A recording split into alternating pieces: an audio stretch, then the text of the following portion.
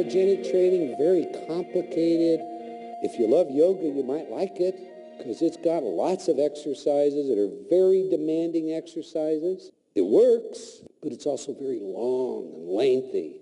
And like so much of all these things, they generally require a coach, a facilitator, a practitioner. So utilizing them to make some uncovering, to break through some invisible barrier, good idea. But even when you do utilize them, you'll talk to any one of these people that use them, and they'll tell you what I'm going to tell you today. Getting into the unconscious is not simple. Augmenting some way of changing that dialogue inside your head is desirable. Breaking through those self-imposed limitations is a necessity. And the responsibility to do that is you, not the facilitator, but you. In America, where it's used with physicians, healthcare practitioners, it's considered to be a take-home modality. You see your psychotherapist, you go home, and you have a little bit of therapy. So it isn't that these things aren't good or that they don't work. It's that for most of them, they take time that we're not inclined to invest in improving ourselves.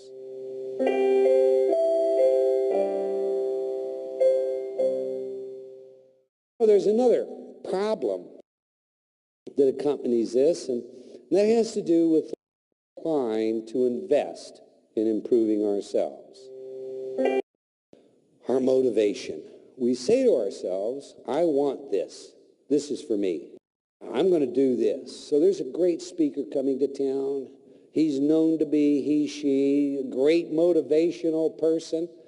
And you say, you know, I'm going to go there and I'm going to get the secrets to all the success in the world. I'm going to hear this person. You go to them and you listen. We've done exit studies on some of these motivational rallies. And boy, there are some that they're contagious. They're electric. The hackles on your neck stand up. You get goosebumps. Wow, wow. They have lights going in the background. They're like magic acts. And when you leave, we ask, hey, is this going to make a difference? And the vast majority say yes. Boy, I got some things here today that are just really going to change my life. I'm so glad I came. And then we go back 60 days later, and we ask these people, what have you done? How did you use the tools that you learned? Oh, you know, it just didn't work for me. I think my personality is a little different than that. Oh, I haven't had time yet. You know, I'm still probably going to do something, but I haven't had time. I just haven't got around to it. And on and on and on and on. Lots of excuses. Only a very small percentage of those people that went to that seminar actually used the tools, actually follow through. There's some script inside them, some resistance that's stopping them. It has nothing to do with the fact that it was a good tool or a bad tool that fits their personality, doesn't fit their personality. It has nothing to do with whether or not they had the time. They spent a lot of good money to go there. They spent maybe a day, maybe 5 days attending. All it has to do with some inner script. That's why they don't do it. And then the next time somebody comes to town, not right away because we've got to have time, and we have to clear that out. Maybe the next year. Oh, there's a great speaker coming to town. I'm going to go there, and we do it all over again. You see a self-improvement industry, and you see people that are going to one after another, like the first one didn't have the answers that they told us it did. Has nothing to do with that. Has to do with them. Has to do with you. You ultimately have that responsibility.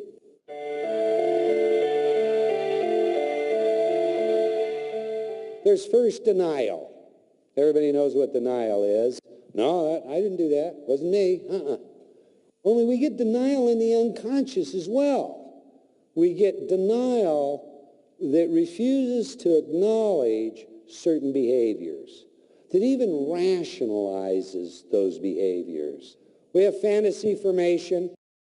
Fantasy formation is simply, boy, if I ever run into her again, I'm going to say, I don't know, I can't see enough to tell. You know? We fantasize not just about our behavior, but we fantasize about what we could have said, should have said, how we should have acted, could have acted, both in creating who we are and in creating defense mechanisms. It's their fault, not mine. We have introjection. That's common. We take too much blame. We put it all back on ourselves. I must not be any good. I just never have been able to do that. Or I just made a mistake. In acute cases, this can literally paralyze the human condition and its potential. We have isolation. Oh, that's withdrawal. We just pull away. We just disengage. Maybe we disengage like I'm never going to be on a stage. I'm not a singer. I can't hit a note. There's no way I'm going to ever sing again. But we isolate not just ourselves, but our behavior from ever engaging in some activities. And we also do that in defense mechanisms in how we perceive what we don't perceive. And I'll show you that visually in a minute. We have projection. I remember an arrest one day. The guy has just committed a burglary. He's fleeing from the scene. County detective grabs him. They're in a big fight. And I happen to just be driving by. Bang, out of the car. We cuff this guy. He's standing up. He's going to sue me. He's going to sue the county. He didn't do anything. This is a false arrest. Da-da-da-da-da-da-da. We tip his coat upside down, and it's got the contents of the house in it. What we have in projection is you're guilty, not me. And we see that very, very often in personal relationships. There's some behavior that's not working, and you accuse the other one of the behavior that you're doing yourself. That's projection. We have regression. True regression, we literally go back to an infantile age. I once worked with a young man by the name of Vic, whose father had access to every hospital in the world. And his son had been cross-diagnosed with multiple sclerosis and polio. But the bottom line, he was in a degenerative condition, in a wheelchair, and given a very short life expectancy. Boy was 14 years old. Vic flew into my offices. Is there anything we can do? We went through his profile at great extent. Robert Youngblood, an MD, qualified in this area, joined me, and we developed a profile. We basically concluded this was some kind of sibling rivalry because Vic was born healthy, he was born well, everything in his life was going great. He was the center of the universe, a very affluent family, being literally bathed with anything and everything. And then he has a sibling born. Well, the sibling suddenly is the center of attention, and Vic suddenly starts getting ill. All of the attention shifts back to Vic. And the sicker he is, the more attention he gets. He has special wheelchairs. The house is rigged with elevator lifts on the stairs. No expenses barred. Well, the only thing in Vic's history, and we kind of overlooked this at the beginning, was he had a minor birth defect that required a tracheotomy. Tracheotomy was done when he was 2. Sibling was born shortly thereafter. Now, I tell you that because it becomes important. We created the profile, sent the programs home with Vic Sr. Vic put a sound system throughout his house, which would be his style. It played in every room, 24 hours of the day. Vic Jr., in the middle of the night, 24-hour surveillance, the alarm goes off. He can't breathe. They rush him to the hospital. They do a tracheotomy.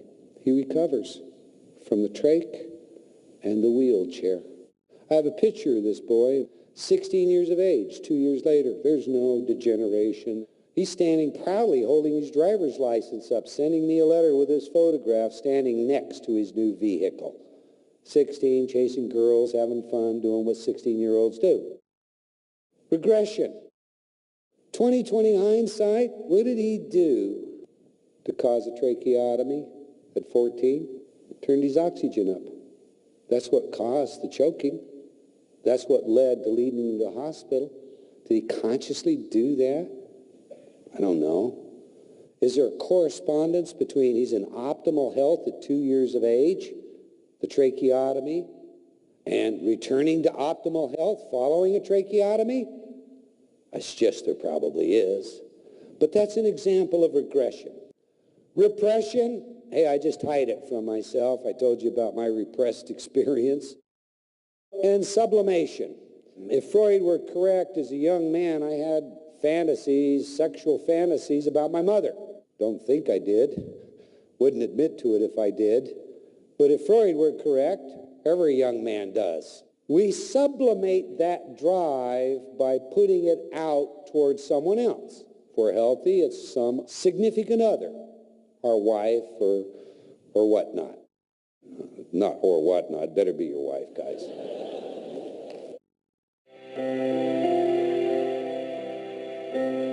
When we look then at quick overviews of models, there are three that fit in the area that we're discussing today, of the unconscious and uncovering and motivating and re-scripting. The first one is the magical mind of Carl Jung. Now, I have great respect for Jung. Great psychologist. He's the man that essentially told us there was a collective unconscious. And that collective unconscious was ever present. And we tapped into it. And that might explain such things as serendipity and synchronicity, why there are 20 scientists, 20 different parts of the world working on the same project, making the same breakthrough at the same time without communication. Well documented.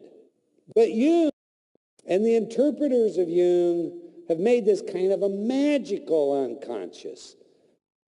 Hey, I don't know if it's magical or not, but I know I'm not going to go down that path and try and be a scientist. So I'm going to tell you we're not going to use any magical mind concepts. Dynamic unconscious, I've covered that. Parts of that are very controversial, I think rightly so. Part of it is not. I'm going to opt for who? William James. He coined the term stream of consciousness, and that's what we're going to talk about in our model today. What is a stream of consciousness? It's all that self-talk, all that chatter in my mind. Do I know it exists? Sure, I live with it every day. Do you know it exists? Sure, you live with it every day. We all experience that chatter. Does that chatter agree with everything I want? No. And that's the model we're going to use. We're going to look at cognitive engineering by changing the way we talk to ourselves. But before we do that, I want you to now condense this material into a model. Bill Gilroy, my friend who taught me it's okay to stand in front of all of you. You're not going to shoot me or throw darts at me, and I can double check and make sure my zipper's up. Designed this.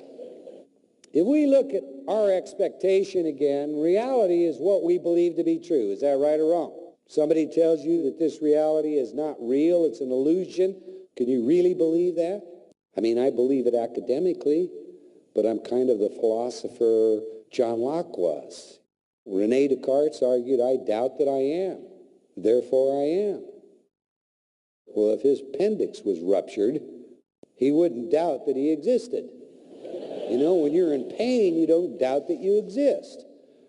If I doubt this exists and then I kick it as hard as I can, I won't doubt it for long. But in reality, quantum physicists tell us it doesn't exist. It's all waveform.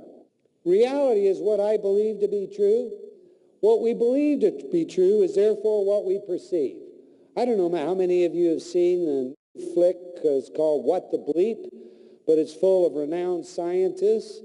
A lot of conversation goes on in this. It shows us what I believe to be true is not necessarily what's true. Perhaps the Aztecs in Montezuma were indeed easily conquered by an inferior army because, as they say in What the Bleep, they had never seen ships of that kind, so they literally didn't see them. They thought it was gods with their golden helmets walking on water, just as they report. If we haven't ever seen it, is it possible for us to see it? What we believe to be true is what we perceive. What we perceive is what we look for, or what we expect, good, bad, or indifferent. What we look for is what we know. What we know is what we believe to be true. And what we believe to be true is reality. and we just go in that circularity. So in other words, if my expectation says something cannot exist, it cannot exist. It's that simple. And you won't prove otherwise. It just simply is outside of my realm of belief. I'll refuse to look at it some way or another. My reality will be made up without that. Is that reality? I don't think so.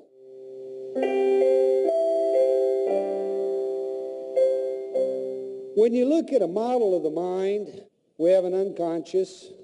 If we just use Einstein's model, that represents probably 90% of our total mental capacity. We do a lot of things with neuroscience today, and we trace all the activities of the brain.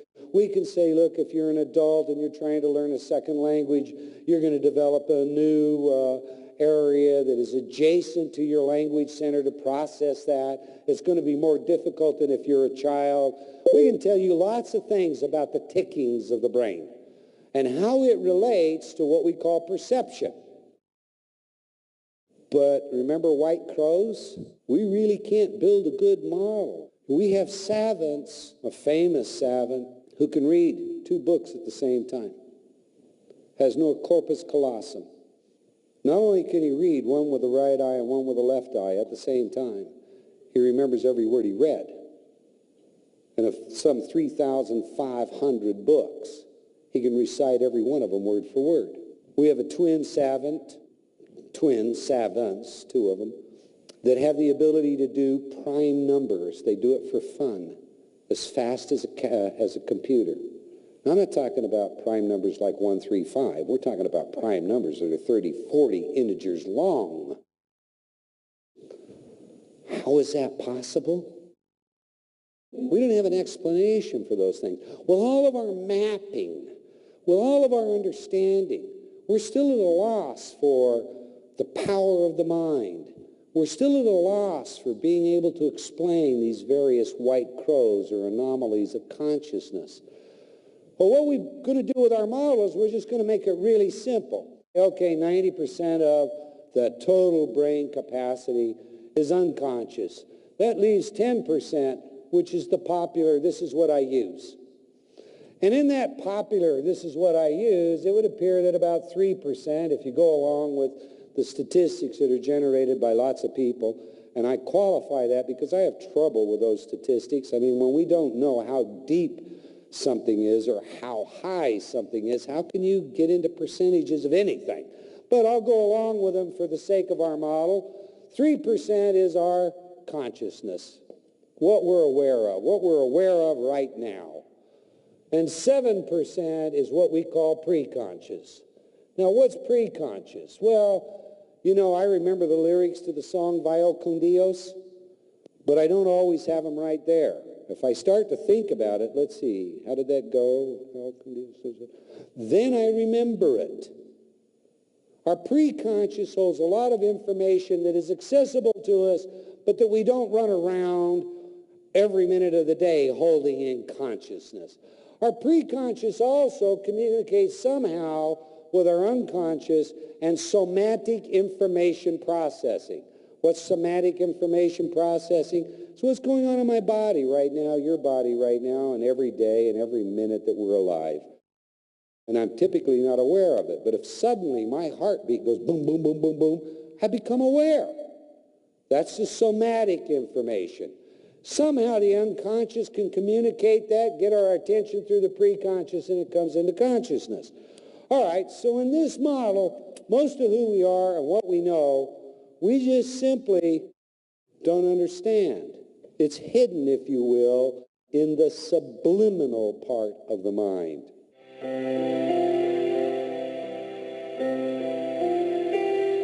4 drives.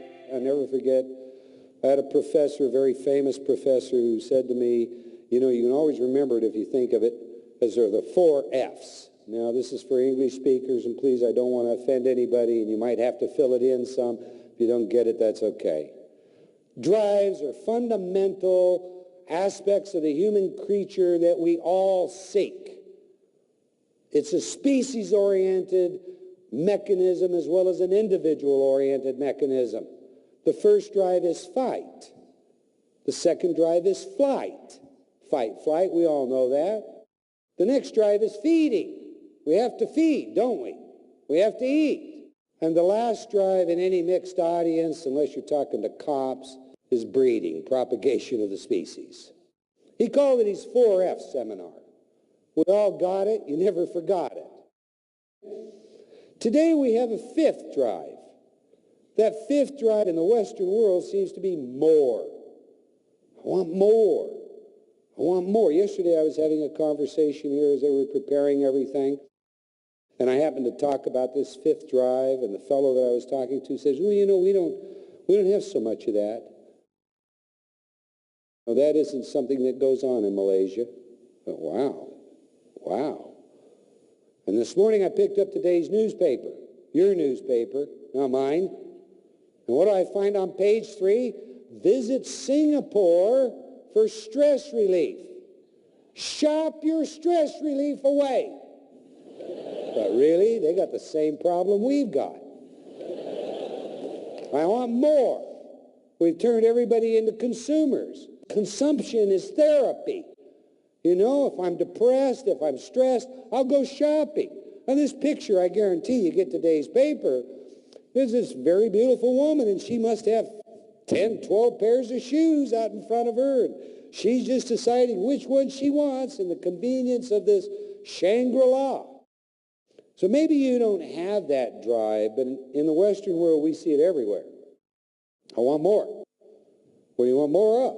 I want more fame. I want more attention. I want more love. I want more friends. You know, it's like a child. I'm bored. I want something. Buy me something. I want more. I want more cars. I want more success. I want more money. I want more. You know what we don't hear? I want more awe. When I was a boy, I'll never forget walking out my front door one day, and we had a rose bush. And this rose bush had a beautiful young red flower on it. And it had rained lightly the night before, and there were these little pearls of water on this rose.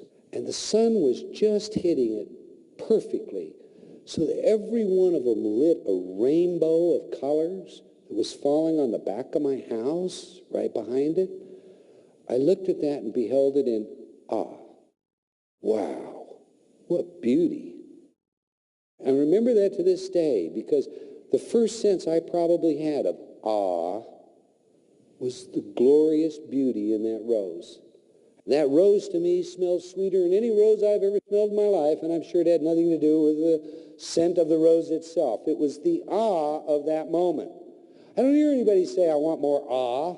You don't hear too many people saying, you know, I just want more peace. I want to feel comfortable with myself, at home with myself. I just want more peace.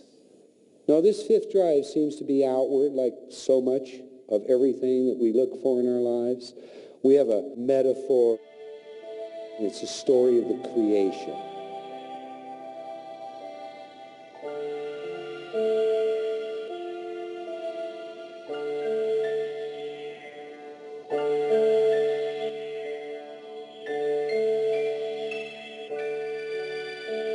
We have all these archangels, and their job is to hide God. Now, I'm going to use God today this way. G for grand, O, organizing, D, designer. We all have lots of words for the grand organizing designer. Culture to culture, religion to religion, there are different words. So I'm not talking about any one, I'm talking about one. The grand organizing designer has commissioned the archangels to hide himself from man. And they get together and they say, okay, well, we probably ought to hide him at the bottom of the sea. No. Man's cunning. He'll get to the bottom of the sea. Well, let's hide him in deep space. No. He'll sooner or later get to deep space. And they come up with 2 or 3 other ideas, and finally, one says, I know, let's hide him inside man. He'll never look. And that's a pretty powerful metaphor if you think about it for a moment, just as a metaphor. What is awe? It's a sense that there's something greater than myself. And does that have any power over me and my behavior and my life and my health? Absolutely. Study after study after study shows the value of honor.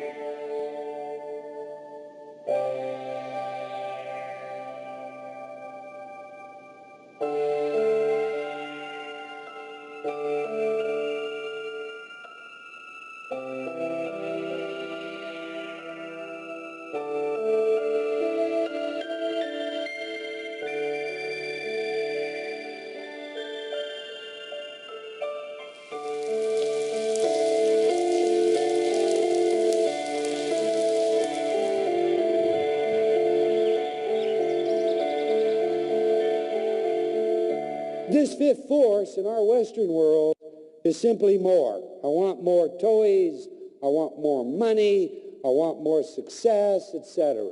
Let's start to tie things together, all right? And we have fight and flight.